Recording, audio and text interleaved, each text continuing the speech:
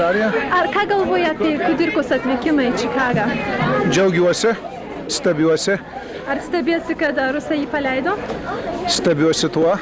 Stebiuosi, kai jis drįso Čikagą atvažiuoti taip greitai. Tikrai. Taip. Ką galvoji, kaip Kudirkos atvažiavimas turės kokią įtaką į lietuvių veikimą čia Amerikoje? Abejoju. Kodėl?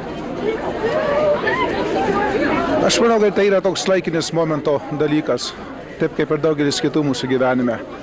Gal porą mėnesių mūsų gyvenimas pagyvės, o paskui jisai vėl liks toks pat, kaip ir buvo.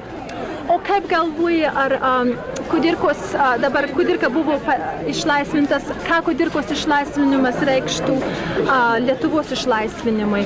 Turėtų kokią nors reikšmę? Bent šiuo metu aš nemanau.